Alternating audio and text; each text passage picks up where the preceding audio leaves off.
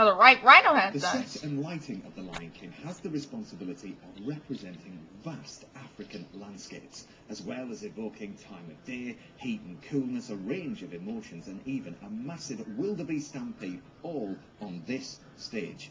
Well, we went backstage and even under the stage to find out how all of these technical elements come together to meet this challenge.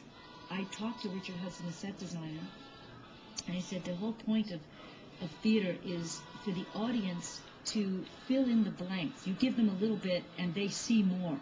It's a very relatively simple set, but actually it's an ingenious set in that it's able to create several different environments. You get a great sense that it's not just this tiny box you're looking at, it's the vastness of the great African jungle and the savannah. If you look behind me right now, you see the cyclorama, which is the back wall, that we can light, and it looks like infinite space. And also look that the floor is tilted, or we call raked.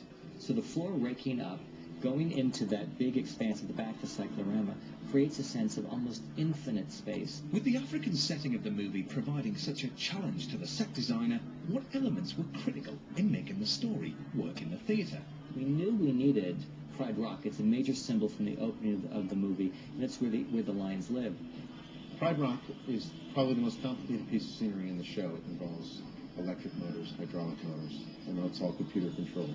So there's a lot of timing and coordination that has to go down, but it makes quite a majestic image to show where the king addresses his constituents from.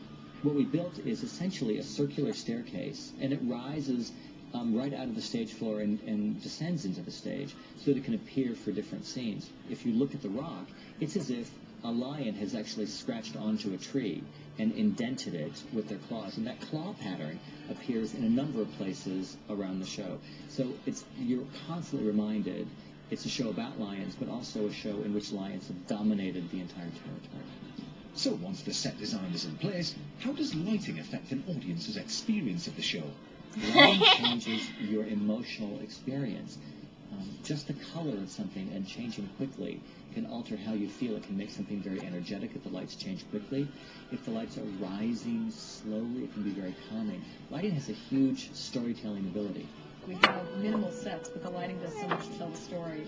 When we're in the African savannah, we see a lot of orange light, a lot of light showing how expansive that African setting is. When we get into the jungle, there are a lot of cooler green lights for a total transition into a different part of the African world. There are over 1,000 lights used in the show, and that includes moving lights and conventional lighting, which is static. All of those moving lights allow for a lot of flexibility for the lighting designer to create different scenes and different pictures.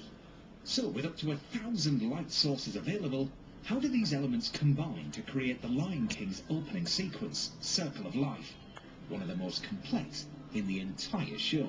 The house lights go out, and it reveals a bunch of clouds and a lot of fog along the floor. And slowly the clouds are flying out. As each one flies out, dawn is breaking. And the lighting is what creates this image of dawn.